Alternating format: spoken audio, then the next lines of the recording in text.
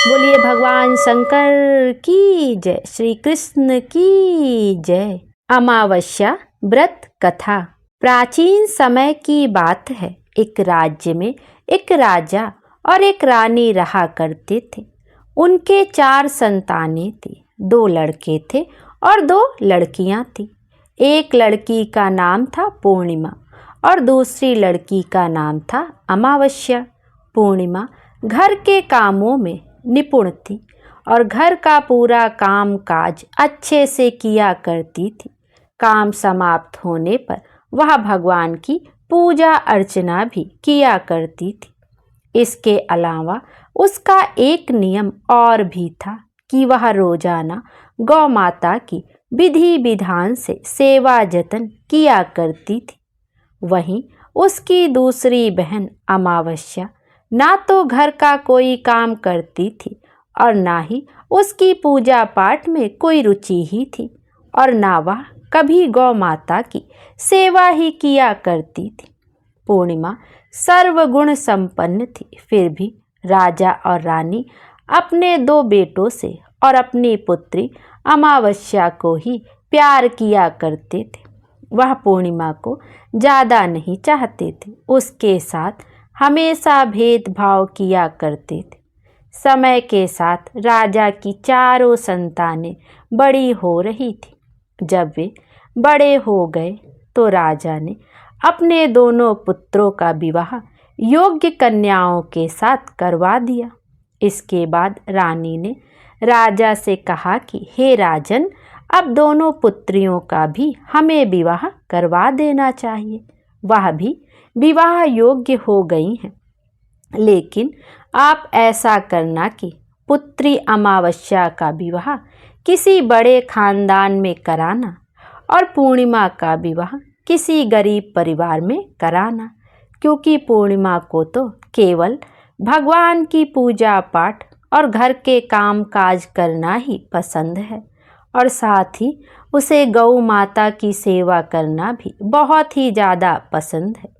गरीब घर में होगी तो इसके सारे काम हो जाएंगे और अमावस्या को तो कुछ करना पसंद ही नहीं है। इसके लिए बड़ा राजघराना देखना ताकि उसे कोई काम ना करना पड़े। तो रानी की बात सुनकर राजा ने कहा ठीक है, और वह अपनी पुत्रियों के लिए रिश्ता ढूंढने के लिए निकल पड़े।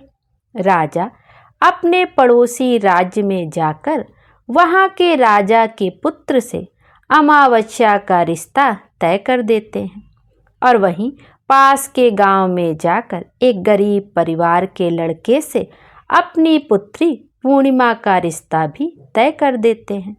और घर आकर राजा ने सारी बात रानी को बताई। तो रानी मन ही मन सोचने लगी कि अब देखते हैं भगवान इसकी मदद कैसे करते हैं। यह तो बहुत ही पूजा पाठ करती है और भगवान में ही सदा मग्न रहती है। पूर्णिमा का भाई और भाभी पूर्णिमा से बहुत ही प्यार करते थे, क्योंकि पूर्णिमा उनके घर के कामों में उनका साथ देती थी। हर काम में वह अपनी भाभी का हाथ बटाती थी, जबकि अमावस्या अपने भाई भाभी की कोई सहायता कभी नहीं करती थी और उन पर हमेशा अपना रौब जमाती रहती थी और ना ही कोई घर का ही कार्य करती थी। ऐसा करते करते कई महीने बीत गए।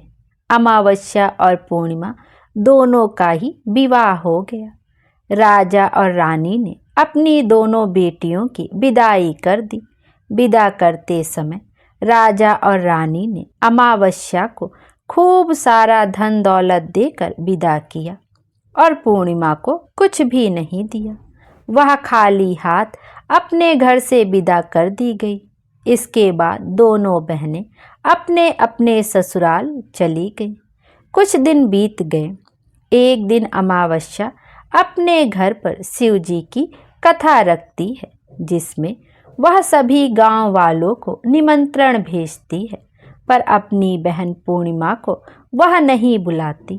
जब गांव की सभी औरतें अमावस्या के यहाँ जाती है तो उन्हें इस तरह से जाता हुआ देखकर पूर्णिमा उनसे पूछती है कि आप इस तरह से तैयार होकर कहाँ जा रही हैं। तो वह औरतें पूर्णिमा से कहती हैं कि तुम्हारी बहन के यहाँ शिव जी की कथा रखी है, क्या तुम वहाँ पर नहीं जाओगी? तो पूर्णिमा कहती है कि मुझे तो मेरी बहन ने निमंत्रण नहीं भेजा, तो मैं जा भी नहीं सकती। तभी गांव की औरतें पूर्णिमा से कहती हैं कि बुलावा नहीं आया तो क्या हुआ, तुम्हारी बहन है, भूल गई होगी। यह तो भगवान शिव जी की कथा है, सुनने जाने में क्या हर्ज है। हम तो कहती हैं कि तुम हमारे साथ चलो। तो पूर्णिमा गांव की औरतों की बात मानकर उनके साथ भगवान शिव की कथा सुनने के लिए अमावस्या के घर चली जाती है। जब अमावस्या की नज़र पूर्णिमा पर पड़ती है तो वह कहती है कि पूर्णिमा, तुम यहाँ कैसे चली आई? मैंने तो तुम्हें बुलाया ही नहीं। खैर कोई बात नहीं, तुम आ ही गई हो तो चुपचाप बैठी रहना, और मेरे यहाँ रिश्तेदारों को यह भूल कर भी मत बताना कि तुम मेरी बहन हो। यह कहते हुए अमावस्या ने अपनी बहन पूर्णिमा की गरीबी का मजाक उड़ाया। तो यह सब सुनकर पूर्णिमा की आंखों में आंसू आ गए और उसने रोते रोते मन ही मन भगवान शिव से विनती करते हुए कहती है कि हे भगवान, क्या पूजा पाठ करना गलत है? गौ माता की सेवा करना गलत है? आखिर मेरी क्या गलती थी जो इस तरह मेरी गरीबी का मेरा बार बार मजाक बनाया जा रहा है? आप अपनी कृपा दृष्टि मुझ पर कब बरसाएंगे? पूर्णिमा वहाँ पर बैठी बैठी यही बात बार बार कहती रहती थी। इतने में शिव कथा पूरी हो जाती है और अमावस्या भगवान का प्रसाद सब में बांटने लगती है। वह सभी लोगों को प्रसाद देती है, लेकिन अपनी बहन पूर्णिमा को प्रसाद नहीं देती। पूर्णिमा बड़े ही दुखी मन से बिना प्रसाद लिए अपने घर लौट आती है। पूरे रास्ते वह यही सोच रही थी कि घर पर अगर बच्चे उससे कथा का प्रसाद मांगेंगे तो मैं उनसे क्या कहूँगी, और यह भी सोच रही थी कि मायके अपने भाई भौजाई के यहाँ जाऊँगी तो वहाँ जाते हुए वहाँ के बच्चों के लिए भी कुछ लेकर तो जाना था। तो ऐसा सोचते हुए वह अपने घर लौट आई। घर वापस लौटकर आने के बाद उसने अपने पति और बच्चों से कहा कि मैं कुछ समय के लिए अपने मायके जा रही हूँ। तो पति ने कहा ठीक है, चली जाओ। तो थोड़ी देर बाद में पूर्णिमा अपने मायके के लिए रवाना हो गई। चलते चलते रास्ते में एक चबूतरा आया जिस पर तुलसी जी का पौधा लगा था। उस चबूतरे पर एक बूढ़ी अम्मा बैठी थी। वह कोई और नहीं, साक्षात तुलसी माता जी थी। उस बूढ़ी माता ने पूर्णिमा से कहा कि बिटिया, तुम कौन हो और कहाँ जा रही हो? तो पूर्णिमा अपना परिचय देते हुए कहती है कि माँ, मैं अपने मायके जा रही हूँ। तो बूढ़ी औरत ने पूर्णिमा से कहा कि बेटा, यहाँ तुलसी जी का पौधा सूख रहा है, इसमें थोड़ा सा पानी डाल दो और इस चबूतरे को भी साफ कर दो, जिससे मुझे थोड़ी ठंडक मिलेगी। तो पूर्णिमा ने कहा कि ठीक है माँ, मैं तुलसी के पौधे में पानी डाल देती हूँ और यहाँ की साफ सफाई भी कर देती हूँ। तब पूर्णिमा ने साफ सफाई करने के बाद बूढ़ी अम्मा को भी नहला दिया। बूढ़ी अम्मा की सेवा भी की, उनके पैर दबाए, हाथ पैर में तेल के मालिश की, कंघी की और फिर पूछा कि माँ, आपकी क्या सेवा करूं? कोई और काम हो तो बता दीजिए, मैं कर दूंगी। तो बूढ़ी अम्मा कहती हैं कि बेटा, अब कोई काम नहीं, तुम अपने मायके चली जाओ, वापस आते समय मुझसे फिर मिलती जाना। तो पूर्णिमा ने बूढ़ी अम्मा से कहा ठीक है माँ जी, मैं जाती हूँ, लौट के आऊँगी तो आपसे मिलकर ज़रूर जाऊँगी। ऐसा कहकर पूर्णिमा वहाँ से चल पड़ी। कुछ समय आगे चलने के बाद एक शिव जी का मंदिर आया। वहाँ पर उसे एक बूढ़े बाबा मिले जो कि मंदिर के बाहर बैठे हुए थे। वह बूढ़े बाबा कोई और नहीं थे, साक्षात भोले बाबा थे। उन्होंने पूर्णिमा से कहा कि बिटिया, तुम कौन हो और कहाँ जा रही हो? तो पूर्णिमा ने कहा, अपना सारा परिचय देते हुए कहा कि बूढ़े बाबा, मैं अपने मायके जा रही हूँ।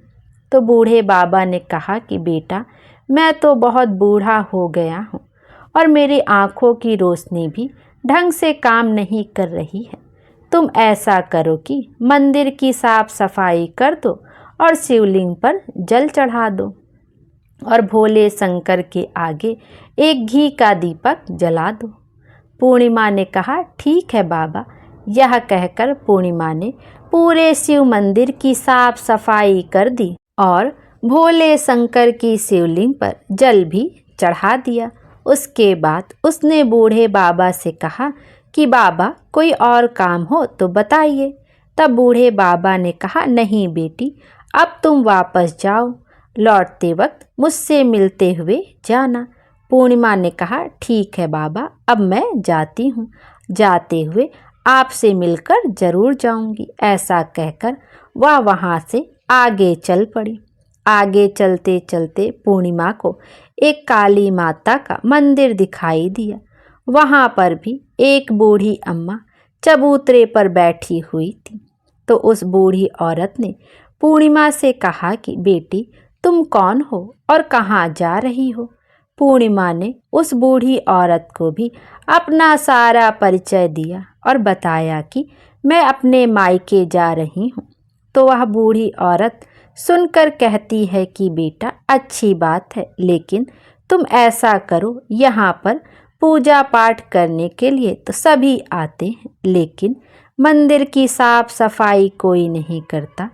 इसलिए तुम ऐसा करो कि मंदिर की साफ सफाई कर दो और मंदिर के आसपास और चबूतरे की भी सफाई कर दो। पूर्णिमा ने कहा, ठीक है माँ जी। यह कहकर पूर्णिमा ने पूरे मंदिर की और चबूतरे की साफ सफाई कर दी और पूजा पाठ भी कर दिया।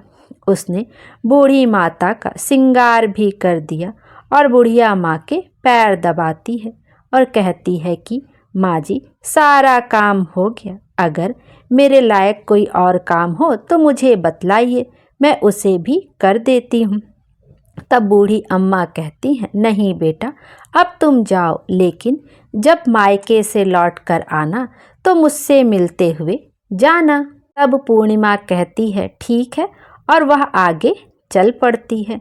आगे चलते चलते एक नदी आती है। वहाँ पर भी एक बूढ़ी अम्मा बैठी होती हैं। वह कहती हैं कि बेटी, तुम कौन हो और कहाँ से आई हो और कहाँ जा रही हो? तो पूर्णिमा उस बुढ़िया माई को भी अपना पूरा परिचय देते हुए बताती है कि अम्मा, मैं अपने मायके जा रही हूँ। तब बूढ़ी अम्मा कहती हैं कि यहाँ पर नदी स्नान करने तो सभी आते हैं, लेकिन यहाँ पर कोई साफ सफाई नहीं करता। इसलिए तुम ऐसा करो कि नदी के किनारे पर साफ सफाई कर दो। पूर्णिमा कहती, ठीक है माँ जी, और वह नदी के किनारे साफ सफाई में लग जाती है। साफ सफाई समाप्त करके बूढ़ी अम्मा के पैर दबाती है और कहती है कि माँ जी, कोई और काम हो तो बतलाइए। तो वह बूढ़ी औरत कहती है कि नहीं बेटा, अब तुम जाओ और जब मायके से लौट कर आओ तो मुझसे मिलते हुए चले जाना। इस तरह से पूर्णिमा जाने लगती है। तो बूढ़ी अम्मा कहती हैं कि इस नाव में बैठकर नदी के दूसरे किनारे पर पहुंच जाओ। यह कहते हुए वह बूढ़ी अम्मा एक नाव की तरफ इशारा करती हैं। तब पूर्णिमा उस नाव में बैठकर नदी के दूसरे पार चली जाती है और वहां से अपने मायके से घर पहुंच जाती है। वहां पहुंचते ही पूर्णिमा के भैया और भाभी उसे देखकर बहुत ही खूब खुश होते हैं और वे पूर्णिमा की खूब खातिरदारी करते हैं और पूर्णिमा से वे सब खूब सारी बातें करते हैं और कहते हैं कि बच्चों को भी साथ लेकर आती तो कितना अच्छा होता। यह सब कुछ देखकर पूर्णिमा बहुत ही खुश होती है और सोचती है कि चलो कोई तो है जो मुझे देखकर इतना खुश होता है।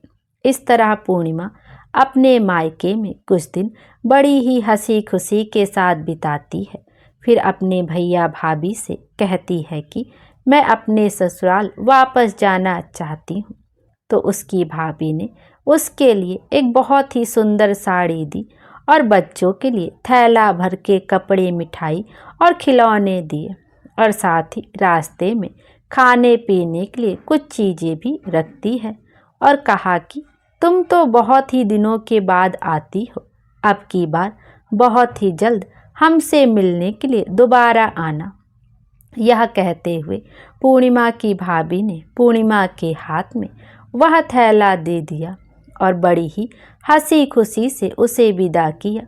इस तरह पूर्णिमा अपने ससुराल के लिए रवाना हो गई और उसी नदी के किनारे पहुंची और नाव में बैठकर दूसरे किनारे पर उतर गई। वहां उतरने के बाद वहां पर उसे वही बूढ़ी अम्मा मिली जो कि साक्षात गंगा मैया थी। उस बूढ़ी अम्मा ने पूर्णिमा को एक थैला दिया और कहा कि तुम इसे घर जाकर ही खोलना। अब पूर्णिमा के पास 2 थैले हो गए थे। एक तो उसके भैया भाभी ने दिया था और दूसरा गंगा मैया ने दिया था। उन दोनों थैलों को लेकर वह आगे चल पड़ी। चलते चलते फिर वही काली जी माता का मंदिर आया। वहीं बाहर चबूतरे पर बूढ़ी अम्मा बैठी हुई थी जो साक्षात काली माता थी। बूढ़ी अम्मा के रूप में बैठी काली माता ने जब पूर्णिमा को आते हुए देखा तो कहा कि आ गई बेटा। तो पूर्णिमा ने कहा हाँ माँ जी, मैं आ गई। मैंने आपसे कहा था कि मैं आते हुए आपसे मिलकर जाऊंगी। तो काली माता ने भी उसे एक थैला दे दिया और कहा कि यह थैला अपने घर जाकर खोलना। अब तो पूर्णिमा के पास 3 थैले हो गए। तीनों थैले लेकर पूर्णिमा वहां से चल पड़ी। चलते चलते शिव जी का मंदिर आया जहां बूढ़े बाबा के रूप में स्वयं शिव जी विराजमान थे। बूढ़े बाबा ने पूर्णिमा से कहा कि बेटी आ गई। तो पूर्णिमा ने कहा कि हाँ बाबा, मैं आ गई। तो उस बूढ़े बाबा ने पूर्णिमा को एक थैला दे दिया और कहा कि बेटा तुम इस थैले को अपने घर जाकर ही खोलना। तब पूर्णिमा ने कहा ठीक है बाबा, और यह कहकर पूर्णिमा वहाँ से चल पड़ी। अब पूर्णिमा के पास 4 थैले हो गए थे। अब पूर्णिमा 4 थैलों को एक साथ कैसे लेकर जाती। तो उसने अपनी एक पुरानी साड़ी निकाली और सारे थैलों को उस साड़ी में रखकर बांध लिया। एक गठरी बनाकर सिर पर रखकर रवाना हो गई। चलते चलते उसे फिर रास्ते में तुलसी माता बूढ़ी अम्मा के रूप में मिलती हैं और कहती हैं कि पूर्णिमा तुम आ गई। तब पूर्णिमा कहती है कि हाँ माँ जी, मैं आ गई। मैंने आपसे कहा था कि मैं आते हुए आपसे मिलकर जाऊंगी। तो बूढ़ी अम्मा कहती हैं बेटा, मैं तो तेरी ही राह देख रही थी। ना जाने कितने दिन हो गए, तुमने अच्छा किया जो मुझसे मिलने के लिए आ गई। यह कहते हुए बूढ़ी अम्मा उसे एक थैला देती हैं और कहती हैं कि बेटा यह थैला ले जाकर अपने घर खोलना। तो पूर्णिमा कहती है ठीक है माँ जी, जैसा आपने कहा है वैसा ही करूँगी। यह कहते हुए पूर्णिमा वह 5वां थैला वहाँ से लेकर रवाना हो जाती है। अब एक गठरी सिर पर और एक थैला हाथ में लिए जैसे ही वह अपने ससुराल के घर पहुँचती है तो उसे देखकर उसके बच्चे बहुत ही खुश होते हैं और कहते हैं कि माँ, मामा के यहाँ से क्या लेकर आई हो, हमें जल्दी से दिखाओ, हमें तो लगता है खूब सामान लेकर आई हो। अब की बार मामा ने हमारे लिए खाने के लिए क्या क्या भेजा है, हमें जल्दी से दिखाओ। तब पूर्णिमा कहती है, बेटा थोड़ा सब्र करो। यह कहते हुए पूर्णिमा अपने सर पर से गठरी को नीचे रखती है और उसे खोलकर सबसे पहले अपने मायके का थैला खोलकर देखती है तो उसमें बच्चों के लिए अच्छे अच्छे कपड़े, खाने पीने के सामान, बच्चों के खेलने के लिए खिलौने और कुछ गहने भी रखे थे। तो उसे देखकर वह मन ही मन बहुत ही खुश होती है और अपने भैया भाभी को खूब आशीष देती है। फिर पूर्णिमा कपड़े अपने बच्चों को दे देती है और खाने पीने की चीज़ें भी बच्चों को देकर अपने बच्चों का चेहरा निहारने लगती है। उसके बच्चे अपने जीवन में पहली बार इतना सब कुछ सामान देख रहे थे। वह बहुत ही खुश थे। इसके बाद पूर्णिमा ने दूसरा थैला खोला जो गंगा मैया ने दिया था, तो उसमें ढेर सारे हीरे जवाहरात, सोना चांदी आदि था। उसके बाद पूर्णिमा ने तीसरा थैला खोला जो उसे काली माता ने दिया था। उसमें बहुत सारा सोना और श्रृंगार का सामान भरा हुआ था। यह देखकर पूर्णिमा बहुत ही खुश हुई। फिर उसने चौथा थैला खोला जो कि भगवान भोले शंकर ने दिया था। वह थैला धन संपत्ति से भरा हुआ था और बहुत सारी खुशियाँ भी भगवान की कृपा से भरी हुई थी। इसके बाद पूर्णिमा ने पांचवा थैला खोला जो उसे तुलसी मैया ने दिया था। उसमें चावल, दाल और 7 प्रकार की खाने की चीज़ों से वह थैला भरा हुआ था। अब पूर्णिमा के घर में किसी भी चीज़ की कोई कमी नहीं थी। उसका घर धन धान्य से भरा हुआ था और सब कुछ चीज़ों से उसका घर परिपूर्ण था। अब पूर्णिमा और उसका परिवार सुखपूर्वक जीवन व्यतीत करने लगे। तब एक दिन पूर्णिमा के मन में एक विचार आया कि क्यों ना मैं भी शिव जी की कथा करवाऊं। तो उसने भी शिव जी की कथा की और एक कार्यक्रम रखा और पूरे गांव वालों को निमंत्रण दिया। घर जाकर सभी लोगों को बुलावा देकर आई। पूर्णिमा अपनी बहन अमावस्या के घर भी गई और शिव जी की कथा सुनने के लिए उसे न्योता दिया। तब अमावस्या ने जब पूर्णिमा को देखा तो वह सोचने लगी कि इसके इतने गहने पहने हुए हैं, इतने सुंदर वस्त्र इसने पहन रखे हैं, इसका घर तो बहुत ही गरीब है, फिर इतना सब कुछ इसके पास कैसे आया। यह जानने के लिए इसके घर तो जाना पड़ेगा। यह सोचकर अमावस्या पूर्णिमा के घर शिव कथा सुनने के लिए आ गई। उसने देखा कि पूर्णिमा के घर में कोई चीज़ की कमी नहीं थी, सब कुछ भरा जरा था। इतनी सारी धन दौलत देखकर अमावस्या आश्चर्यचकित हो गई और पूर्णिमा से पूछने लगी कि तुम्हारे घर में इतना धन और दौलत कहाँ से आई। तो पूर्णिमा ने कहा, देखो बहन, तुमने शिव जी की कथा में मुझे नहीं बुलाया, फिर भी मैं चली गई थी। तुमने मुझे प्रसाद तक नहीं दिया और मेरी गरीबी का मजाक उड़ाया। उसके बाद मैं अपने घर आ गई और घर आते हुए मन में यही सोच रही थी कि अपने मायके जाऊंगी और बच्चों के लिए कुछ लेकर आऊंगी। तुमने तो मेरे बच्चों के लिए प्रसाद तक नहीं दिया, इसलिए मैं तुम्हारे यहाँ से आते ही मायके चली गई।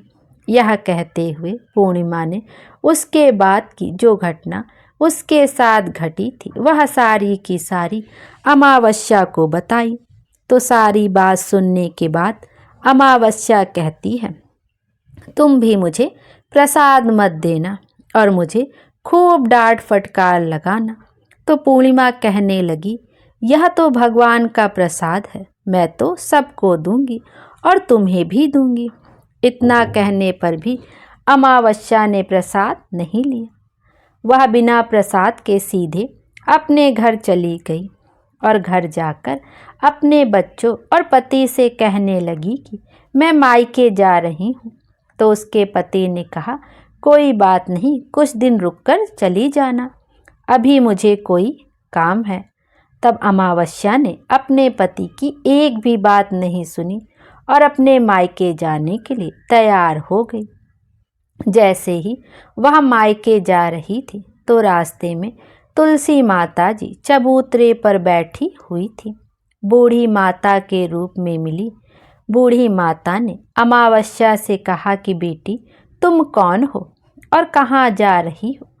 अमावस्या ने अपना परिचय देते हुए कहा कि मैं अपने मायके जा रही हूँ। बूढ़ी अम्मा बोली कि बेटा, यह तो अच्छी बात है, पर तुम ऐसा करो कि यह तुलसी जी का पौधा सूख रहा है, इसमें थोड़ा सा पानी डाल दो और इस चबूतरे की साफ सफाई भी कर दो। बूढ़ी अम्मा के इतना कहते ही अमावस्या ने गुस्से में आकर कहा कि बुढ़िया, तुम्हें दिखाई नहीं देता मैंने इतनी महंगी साड़ी पहन रखी है, साफ सफाई करूंगी तो यह गंदी नहीं हो जाएगी, और यहाँ आसपास पानी भी नहीं है, मैं कहाँ से पानी लाकर तुलसी के पौधे में डालूंगी? और तुम्हें और कोई काम नहीं है, तुम ऐसा ही करो कि आसपास कहीं पर पानी होगा और लाकर इस पौधे में खुद ही डाल लेना। ऐसा कहकर अमावस्या वहाँ से चल पड़ी। चलते चलते शिव जी का मंदिर आया। वहाँ पर भगवान शिव जी बूढ़े बाबा का रूप धारण किए हुए बैठे थे। उन्होंने उसे देखते ही पूछा, बेटा तुम कहाँ जा रही हो? अमावस्या ने कहा कि मैं अपने मायके जा रही हूँ। बूढ़े बाबा ने कहा कि बेटा मंदिर की सफाई कर दो, भोले शंकर की पूजा भी कर दो, आजकल मुझे थोड़ा कम दिखाई देता है। तो बूढ़े बाबा के साफ सफाई वाली बात सुनकर अमावस्या को गुस्सा आ गया और वह गुस्से में मना करते हुए वहाँ से आगे चल पड़ी। आगे चलते चलते काली माता का मंदिर आया। वहाँ पर काली माता बूढ़ी अम्मा के रूप में बैठी हुई थी। अमावस्या को देखते ही काली माता ने पूछा कि बेटी तुम कौन हो और कहाँ जा रही हो? अमावस्या ने कहा कि मैं अपने मायके जा रही हूँ। तो वह बूढ़ी अम्मा बोली कि बेटा तुम मेरा एक काम करो, इस मंदिर में पूजा पाठ करने तो बहुत सारे लोग आते हैं, लेकिन साफ सफाई कोई नहीं करता। तुम ऐसा करो, मंदिर की साफ सफाई कर दो। अमावस्या इस बात पर भड़क पड़ी और कहने लगी कि ना तो मैं तुम्हारे इस मंदिर की पूजा पाठ करूंगी और ना ही मैं इसकी सफाई करूंगी। तुम मुझसे कह रही हो, इससे अच्छा यह है कि इस मंदिर की सफाई तुम खुद कर लो, तुम्हें और कोई काम नहीं है। ऐसा कहकर वह वहाँ से चल पड़ी। चलते चलते फिर वही नदी आई। उसके किनारे पर भी एक बूढ़ी अम्मा बैठी थी। उसे देखते ही बोली कि बेटा तुम कहाँ जा रही हो और कौन हो? तो उसने कहा मैं अपने मायके जा रही हूँ।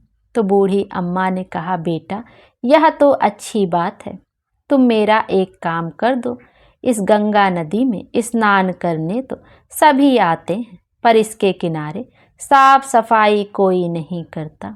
तुम ऐसा करो कि साफ सफाई अच्छे से कर दो। बूढ़ी माई के इतना कहते ही अमावस्या को गुस्सा आ गया। उसने कहा तुम्हें दिखाई नहीं देता मैंने कितनी महंगी साड़ी पहन रखी है और मैं यहाँ के राजा की बेटी हूँ, कोई नौकरानी नहीं हूँ जो तुमने कह दिया और मैं यहाँ पर सफाई करने लगी। इस तरह बूढ़ी अम्मा को भला बुरा कहते हुए अमावस्या जैसे ही नाव में बैठने लगी तो नाव में फूलों की जगह कांटे भरे हुए थे, लेकिन वह अपने अत्यधिक गुस्से के कारण उस कांटों से भरी नाव में ही बैठ गई। उसके पैरों में कांटे बार बार चुभ रहे थे। जैसे ही वह दूसरे किनारे पर पहुंची तो वहाँ से नाव से उतरकर वह अपने मायके चली गई। उसके पैरों से खून निकल रहा था, तब भी उसके भाई और भाभी ने उसे देखा नहीं, ना ही उसके पैरों के बारे में कुछ पूछा ही, और मन ही मन कहने लगे कि काम की ना काज की, 2.5 मन अनाज की। अब आ ही गई है तो ठीक है, अब क्या कहना। पूर्णिमा तो हमारे काम काज में हाथ बटा दिया करती थी।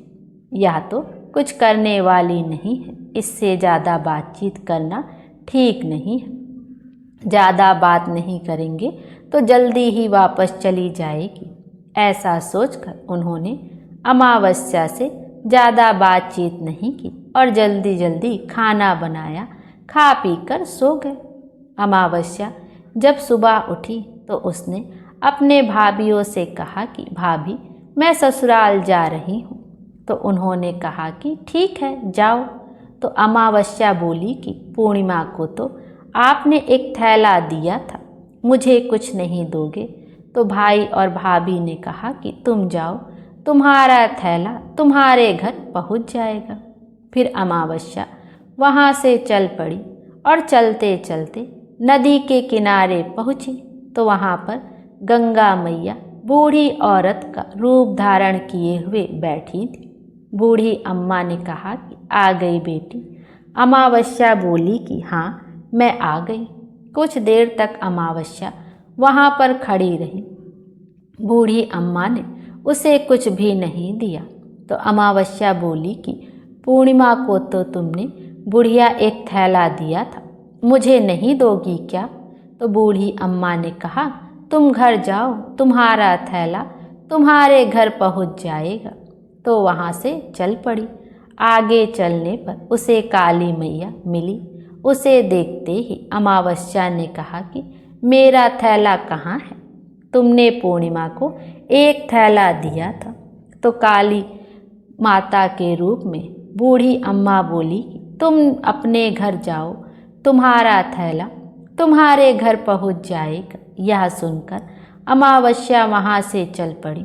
चलते चलते रास्ते में फिर वही शिव जी का मंदिर आया।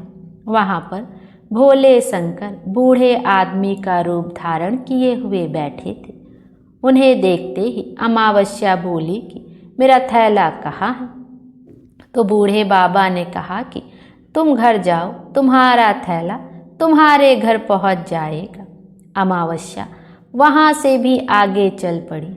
आगे चलते चले उसे तुलसी माता बूढ़ी अम्मा का रूप धारण किए हुए बैठी मिली। तो अमावस्या को देखते ही कहा कि आ गई बेटी।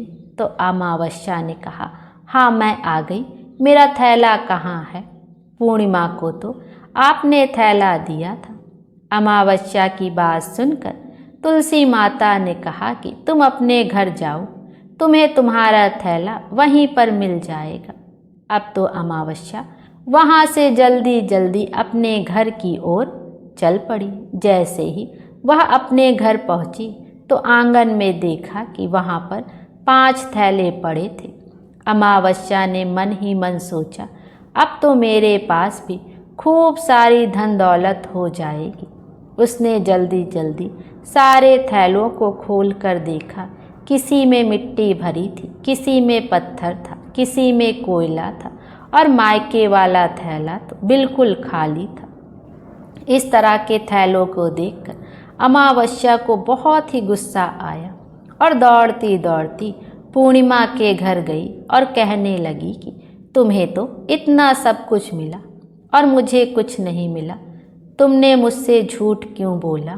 तो अमावस्या की बात सुनकर पूर्णिमा कहती है, जब मैं मायके जाती हूँ तो अपने भाभियों के साथ उनके काम में हाथ बटाती हूँ, उनके साथ मिलकर काम करती हूँ, उनकी इज्जत करती हूँ, लेकिन तुम तो अहंकारवश किसी की इज्जत नहीं करती हो, इसलिए वह भला तुम्हें क्या देंगे? तुमने तो तुलसी माता को ठुकरा दिया, गंगा मैया, काली मैया, भगवान शिव जी का कहना भी तुमने नहीं माना, सबको तुमने ठुकरा दिया, इसलिए उन्होंने तुम्हें कुछ भी नहीं दिया। मैंने उन सब का कहा हुआ काम बड़े ही श्रद्धा भाव से किया था, इसलिए यह सब कुछ मुझे प्राप्त हुआ। यह सब मुझे पूजा और भक्ति से मिला है। यह सब सुनकर अमावस्या कहती है कि बहन, मुझे माफ़ कर दो, मैंने तुम पर हमेशा अत्याचार किया है। माँ ने भी हमेशा हम दोनों के बीच में भेदभाव रखा था। आज से मेरी आँख खुल गई है, मुझे कुछ नहीं मिला, कोई बात नहीं, पर मैं भी भगवान की भक्ति करना चाहती हूँ और भगवान की भक्ति करके मैं सब कुछ प्राप्त कर लूँगी। इन सब चीज़ों का रहस्य बताओ। तो पूर्णिमा कहने लगी कि तुम 3 सूत्र का ज्ञान ले लो और उसकी कथा करना। पहले सूत्र में दया मांगना, दूसरे सूत्र में कथा मांगना और तीसरे सूत्र में 108 बार ओम नमः शिवाय का जाप करना।